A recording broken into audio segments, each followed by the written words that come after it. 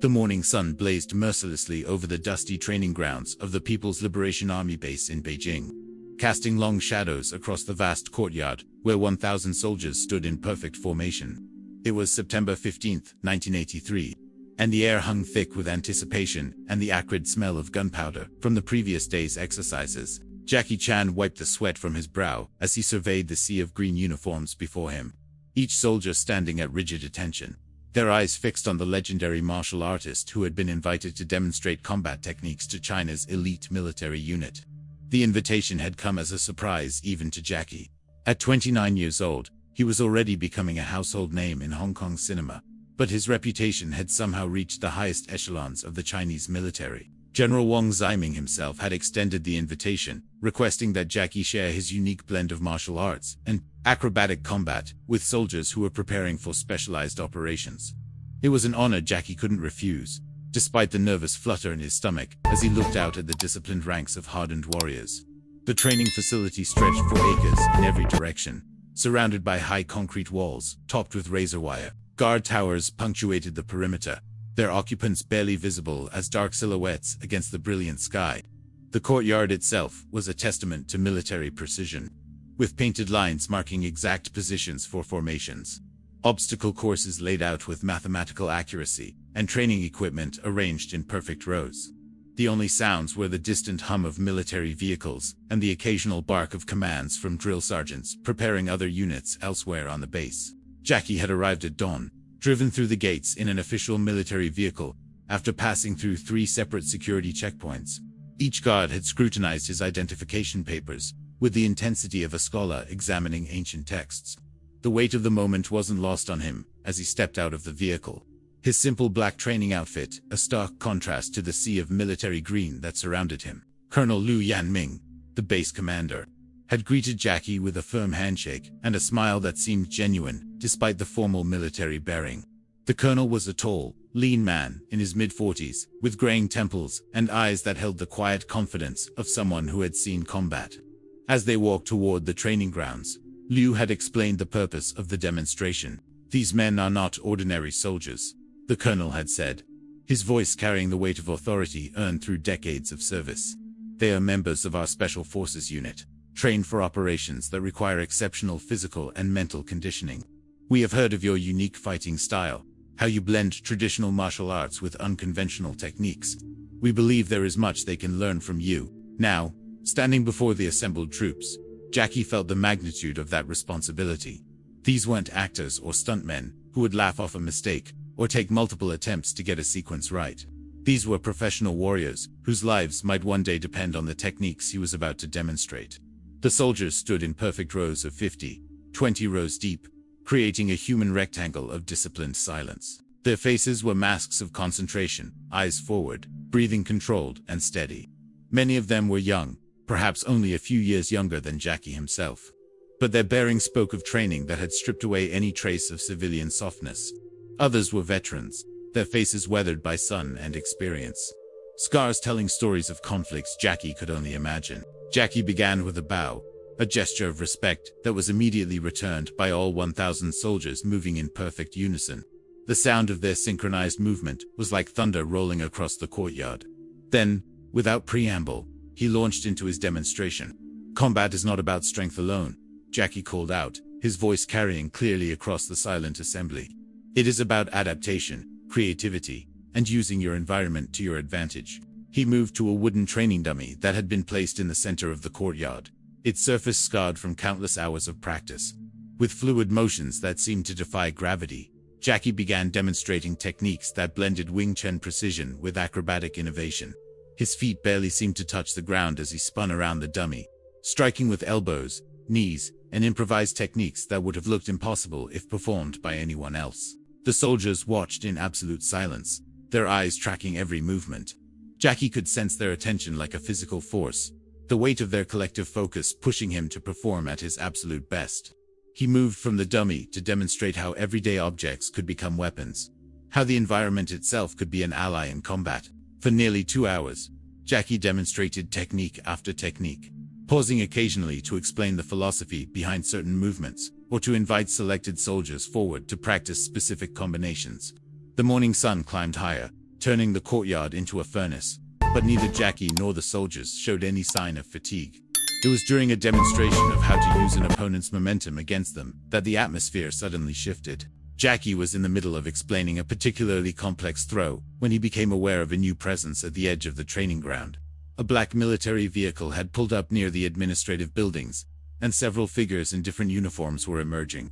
Colonel Liu, who had been observing the training from the side of the courtyard, straightened noticeably and began walking toward the newcomers. Jackie continued his demonstration, but he could sense the change in energy that rippled through the assembled soldiers. Their attention, which had been focused entirely on his movements, was now divided. The group approaching consisted of 5 men, but it was immediately clear that one of them commanded the attention of all the others.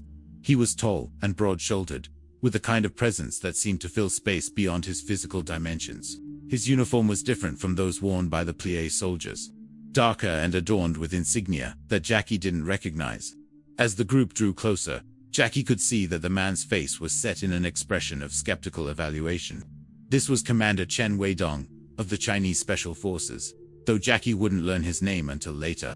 Chen had arrived unannounced, as was his habit when evaluating training programs. He was a legend in Chinese military circles, a man who had earned his reputation through actions that were classified at the highest levels.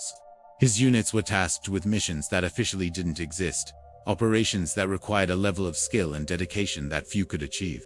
Chen stopped at the edge of the training area and crossed his arms, his gaze moving from Jackie to the assembled soldiers and back again. His expression was unreadable, but there was something in his posture that suggested he was not impressed by what he was seeing.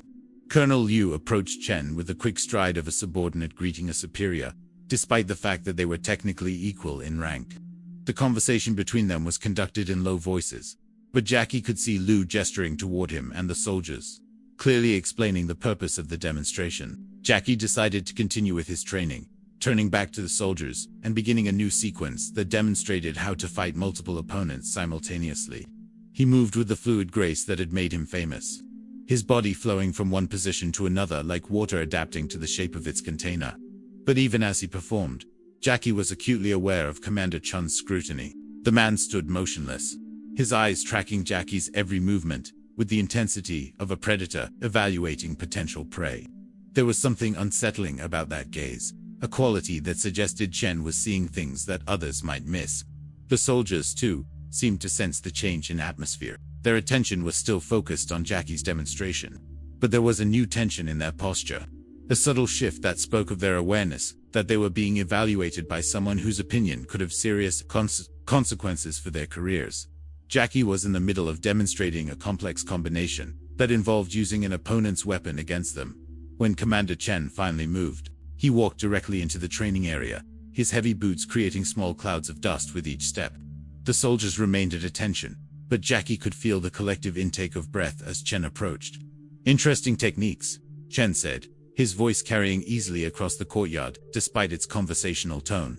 There was something in his inflection that suggested the word interesting might not be entirely complimentary. Jackie completed his current demonstration and turned to face the commander, offering a respectful bow. "Thank you, Commander. I hope the soldiers are finding the training useful." Chen's eyes narrowed slightly as he studied Jackie's stance, his gaze moving from head to toe with the thoroughness of a doctor conducting an examination. "These men are not preparing for a movie set," he said finally. "They are training for real combat situations where a single mistake can mean death." The words hung in the air like smoke from a fired gun. Jackie felt a flush of heat rise in his cheeks, but he maintained his composure. He understood the implication behind Chun's statement, the suggestion that his theatrical background somehow made his techniques less valid for real-world application. "With respect, Commander," Jackie replied, his voice steady despite the tension he felt building in his chest. "The techniques I'm demonstrating have their roots in traditional martial arts that have been proven in combat for centuries. The fact that I use them in films doesn't diminish their effectiveness." Chun's lips curved into what might have been a smile, but there was no warmth in it. "Traditional martial arts," he repeated, as if tasting the words. "Tell me, Mr. Chan, have you ever used these techniques against an opponent who is genuinely trying to kill you?" The question struck Jackie like a physical blow. He had been in countless fights during his film career, had trained with some of the greatest martial artists of his generation, but Chen was asking about something entirely different. He was asking about the kind of life-and-death combat that these soldiers might face in the field. "I have trained extensively," Jackie said carefully, "and I have faced opponents who were genuinely trying to hurt me during my film work. The stunts we perform are real, even if the context is fictional." Chen nodded slowly, as if Jackie's answer had confirmed something he already suspected. "Film work," he said. "Stunts." He turned to address the assembled soldiers, his voice carrying the authority of absolute command. "What you have been watching is entertainment. This man is an actor, not a warrior." The words hit the courtyard like a thunderclap. Jackie felt as if the ground beneath his feet had suddenly become unstable. The soldiers remained motionless, but he could sense their confusion, their uncertainty about how to process what they were hearing.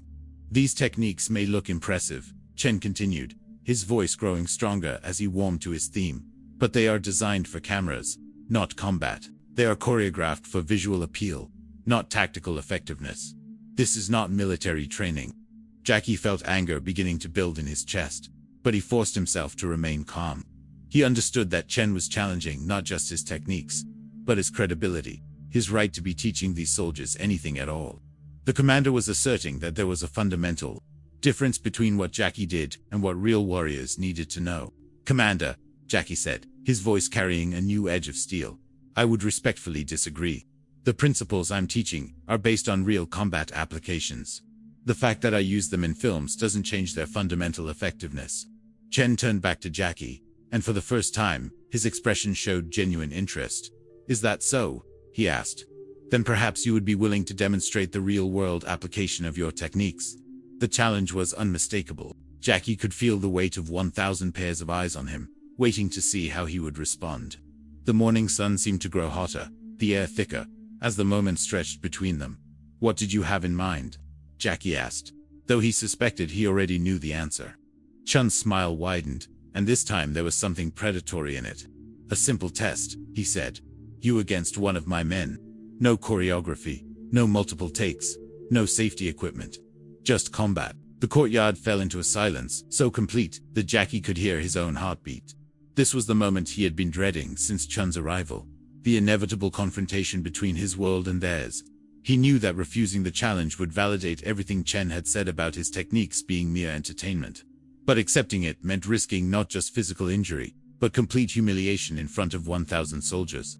"I accept," Jackie said, the words coming out before his conscious mind had fully processed the decision. Chen nodded, as if he had expected nothing else. "Excellent." He turned to scan the ranks of soldiers, his gaze moving methodically across their faces. "Sergeant Wu," he called out, "step forward." From the third row, a soldier broke formation and marched to the center of the courtyard. Wu was not the largest of the assembled men, but there was something about his movement that spoke of lethal efficiency. He was perhaps 25 years old, with the lean build of a distance runner, but his shoulders and arms showed the development that came from years of combat training. His face was impassive, but his eyes held the flat, measuring quality of someone who had seen violence and emerged victorious. "Sergeant Wu is one of our finest hand-to-hand combat specialists," Chen announced. "He has served in 3 different conflict zones and has never been defeated in training exercises. He will provide an adequate test of your techniques." Wu came to attention in front of Jackie and offered a crisp bow. When he straightened, Jackie could see that the sergeant's expression had shifted into something that was purely professional. There was no malice in his eyes, no personal animosity, just the calm focus of a soldier preparing to complete an assigned mission. "The rules are simple," Chen continued. "Combat continues until one participant yields or is unable to continue. No weapons, no equipment, just hand-to-hand combat. Do you agree to these terms?" Jackie nodded, though his mouth had gone dry. He had sparred with countless martial artists over the years, but this felt different. Wu wasn't here to test techniques or explore possibilities. He was here to win, and his definition of winning might be very different from what Jackie was accustomed to. The 2 men faced each other in the center of the courtyard, surrounded by the silent ranks of soldiers. Jackie could feel the weight of their collective attention like a physical pressure. Everything he had built, his reputation, his credibility, his right to be taken seriously as a martial artist, rather than just an entertainer, was balanced on the next few minutes. Wu settled into a combat stance that was unfamiliar to Jackie. It wasn't any of the traditional martial arts forms he recognized, but rather something that looked like it had been stripped of all unnecessary elements, refined down to pure functionality. The sergeant's hands were relaxed, but ready. His weight balanced on the balls of his feet, his breathing controlled and steady. Jackie took his own stance, drawing on years of training in multiple disciplines. He could feel his body settling into familiar patterns, muscle memory taking over as his conscious mind tried to assess his opponent. Wu was smaller than many of the fighters Jackie had faced, but there was something about his stillness that was more unsettling than any display of aggression would have been. For a moment that seemed to stretch into eternity, neither man moved. The courtyard was so quiet that Jackie could hear the distant sound of birds calling from beyond the base walls. Then, without any visible signal or change in posture, Wu exploded into motion. The attack came from an angle that Jackie hadn't anticipated, a low, driving strike aimed at his leading leg. Wu's movement was economical and precise, wasting no energy on unnecessary flourishes. Jackie managed to shift his weight and avoid the full impact, but he could feel the power behind the technique as Wu's fist grazed his thigh. Jackie responded instinctively, flowing into a counterattack that should have caught Wu off balance. But the sergeant was already moving, his body shifting with a kind of fluid adaptation that spoke of countless hours of training against unpredictable opponents. Jackie's strike met empty air as Wu circled to his left, maintaining perfect distance and balance. The exchange lasted only seconds, but Jackie could already sense that this was unlike any sparring match he had ever experienced. Wu fought with a kind of ruthless efficiency that left no room for showmanship or display. Every movement served a purpose. Every technique was designed for maximum effectiveness, with minimum risk. Jackie tried to establish a rhythm, to find the kind of flowing exchange that he was accustomed to in his film work and training sessions. But Wu refused to cooperate with any pattern, constantly changing angles and timing, never allowing Jackie to settle into a comfortable range or cadence. The sergeant's next attack was a combination that came from multiple angles simultaneously. A faint high that drew Jackie's guard up, followed by a genuine strike low that connected with his ribs. The impact was solid and professional, delivered with just enough force to make its point without causing serious injury. Jackie felt the air rush from his lungs as he staggered backward. Wu pressed his advantage immediately, moving forward with the relentless pressure of someone who understood that hesitation in combat could be fatal. Jackie found himself giving ground, his usual techniques feeling suddenly inadequate against an opponent who seemed to have an answer for everything he tried. The watching soldiers remained absolutely silent, but Jackie could sense their growing interest. This wasn't the demonstration they had expected to see, but it was clearly more compelling than anything that had come before. They were witnessing a real test of skill, a genuine contest between different approaches to combat. Jackie managed to regain his footing and launched a series of attacks that showcased the acrobatic elements that had made him famous. He spun and leaped, striking from unexpected angles with techniques that combined traditional martial arts with gymnastic innovation. For a moment, it seemed as if his superior athleticism might give him an edge. But Wu adapted with frightening speed. Instead of trying to match Jackie's acrobatic display, he simply waited for the moments of vulnerability that such techniques inevitably created. When Jackie landed from a particularly impressive spinning kick, Wu was there with a simple, devastating combination that sent Jackie stumbling backward once again. The realization hit Jackie like a physical blow. Wu wasn't trying to out-technique him or match his athletic ability. The sergeant was fighting like someone whose life depended on victory, using whatever worked regardless of how it looked. There was no ego in his approach, no desire to prove superiority through superior technique. He was simply trying to win in the most efficient way possible. Jackie's breathing was becoming labored, and he could feel sweat stinging his eyes. Wu, by contrast, seemed barely affected by the exertion. His breathing was still controlled, his movements still precise and economical. It was becoming clear that the sergeant could maintain this pace far longer than Jackie could. Commander Chen watched the exchange with the impassive expression of someone evaluating a piece of equipment. There was no emotion in his gaze, no satisfaction or disappointment, just professional assessment. Jackie realized that this had never been about humiliating him personally. It was about demonstrating a point to the assembled soldiers about the difference between entertainment and warfare. Wu launched another attack, this one a straightforward combination that Jackie should have been able to defend easily. But his reactions were slowing, his timing off by fractions of seconds that might as well have been hours in the context of high-level combat. Wu's strikes found their targets with mechanical precision, each one calculated to weaken Jackie's position without causing unnecessary damage. Jackie tried one last desperate combination, drawing on every technique he had ever learned, every innovation he had ever developed. For a moment, his attacks flowed with the kind of artistic beauty that had made him a star, movements that were simultaneously deadly and graceful. But Wu cut through the display like a sword through silk. His response was simple, direct, and utterly effective. A feint that drew Jackie's guard to the wrong position, followed by a strike that connected with surgical precision. Jackie felt his legs give way as he stumbled backward, his vision blurring as he fought to maintain his balance. Then, in a moment that would be burned into his memory forever, something changed. As Jackie staggered, trying to regain his footing, he caught sight of Commander Chun's face. The expression he saw there wasn't triumph or satisfaction. It was something much more complex, something that looked almost like disappointment. Jackie realized in that instant that Chen hadn't wanted to prove him wrong. The commander had wanted him to prove Chen wrong, to demonstrate that there was something valuable in his approach that the military could use. The test hadn't been designed to humiliate Jackie, but to see if he could rise to meet a real challenge. The understanding hit Jackie like lightning. Wu was good, exceptionally good, but he was fighting within the constraints of his training. He was doing exactly what he had been taught to do, following patterns that had been drilled into him through countless hours of practice. But Jackie had something that Wu didn't have, something that his years in the entertainment industry had given him. Jackie had creativity.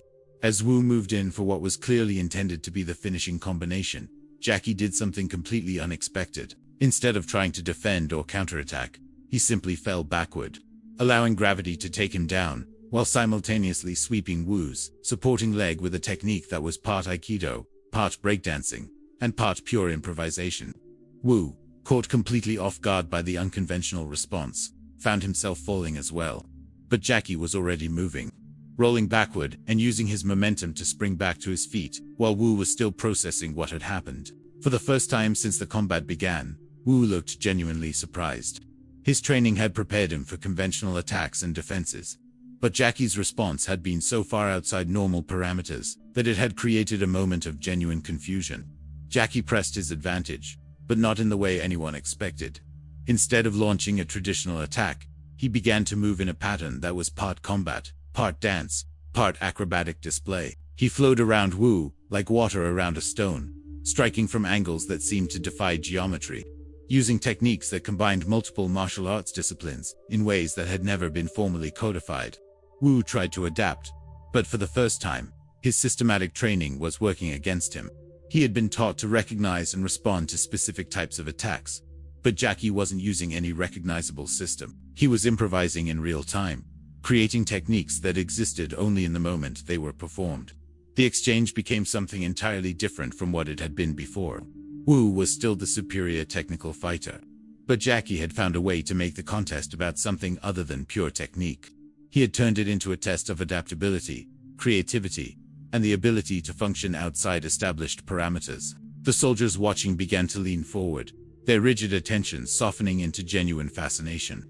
They were seeing something they had never witnessed before, a style of combat that seemed to invent itself as it unfolded. Jackie moved like liquid lightning, his techniques flowing from one impossible position to another without pause or hesitation. Wu, to his credit, began to adapt to this new paradigm. His own movements became less textbook, more intuitive, as he started to respond to Jackie's improvisation with innovations of his own. The combat became a dialogue conducted in the language of violence, each fighter pushing the other into unexplored territory. But it was Jackie who found the opening that ended the contest. Wu, caught between his training and the need to adapt, hesitated for a fraction of a second as he tried to process an attack that came from 3 different angles simultaneously.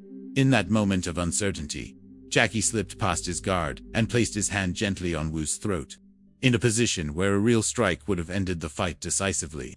Both men froze, breathing heavily, sweat dripping onto the dusty ground beneath their feet. The courtyard was absolutely silent, except for the sound of their labored breathing. Then Wu stepped backward and offered Jackie a deep, respectful bow. "Thank you, Sifu," Wu said quietly, using the term of respect reserved for a true teacher. Jackie returned the bow, but his attention was already shifting to Commander Chen. The man's expression had changed completely. Where before there had been skepticism and professional assessment, now there was something that looked like genuine interest. Chen walked slowly into the center of the courtyard, his eyes moving from Jackie to Wu and back again. When he spoke, his voice carried a different quality than it had before. less authoritative and more thoughtful. "Sergeant Wu," Chen said, "what did you learn from this exchange?" Wu straightened to attention, but his answer came without hesitation.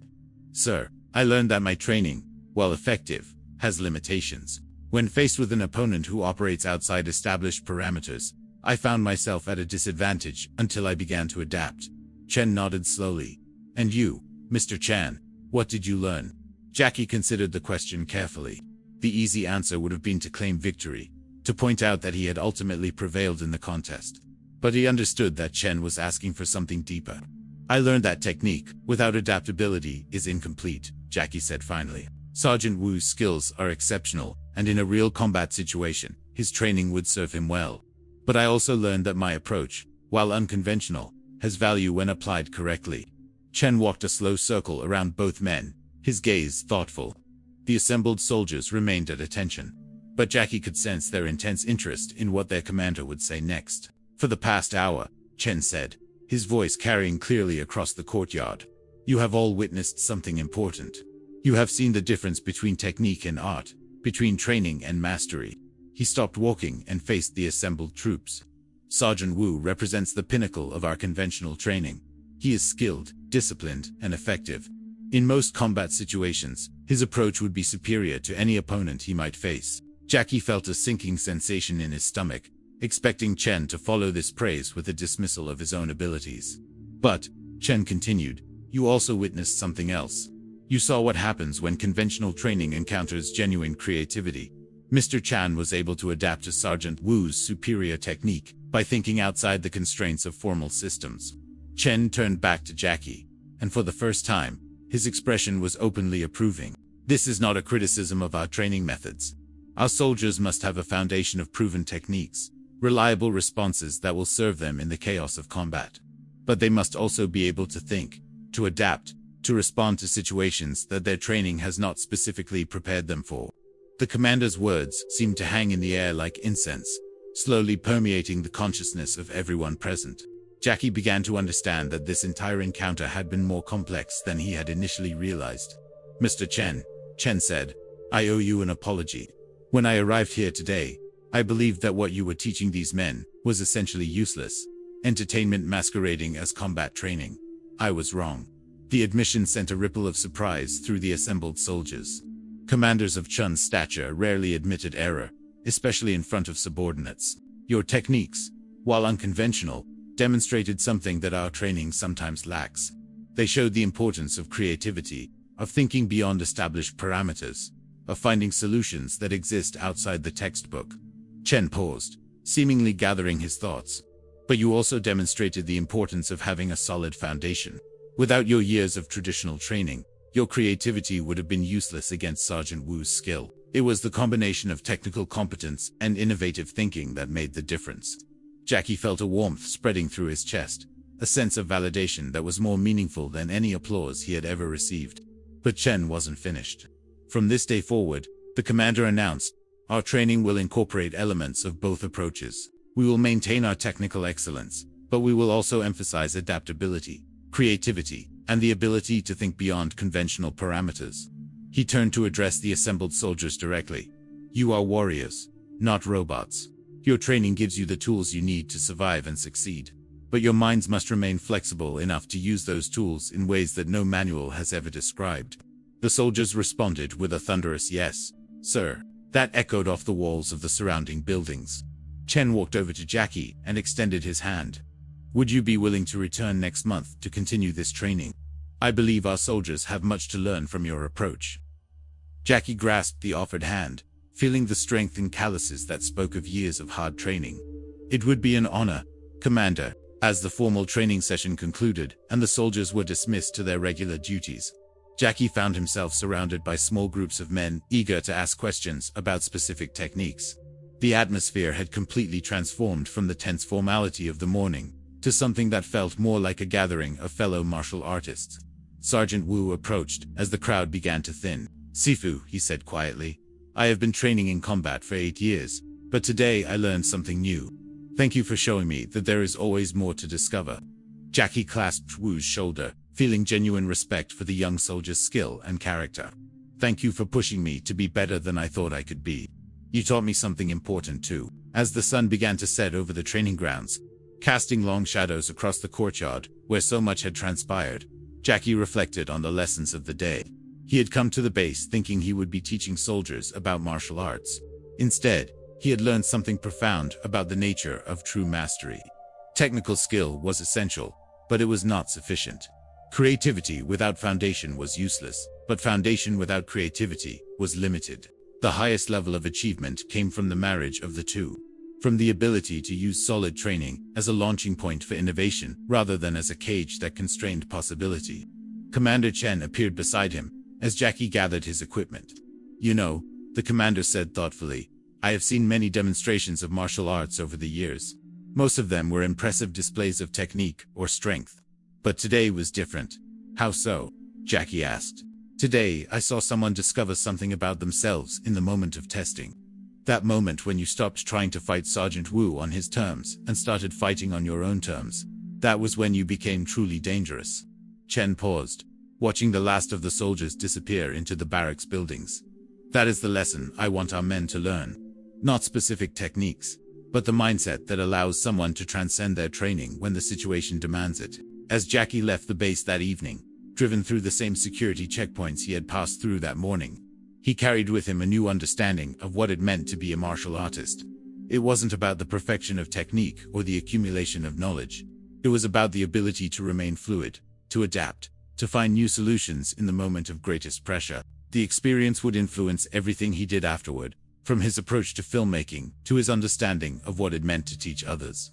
He had learned that true mastery wasn't about having all the answers, but about being comfortable with questions that had never been asked before. Years later, when students would ask Jackie about the most important lesson he had ever learned, he would tell them about a day in Beijing, when 1,000 soldiers watched him discover that the greatest victories come not from defeating others, but from transcending the limitations we place on ourselves.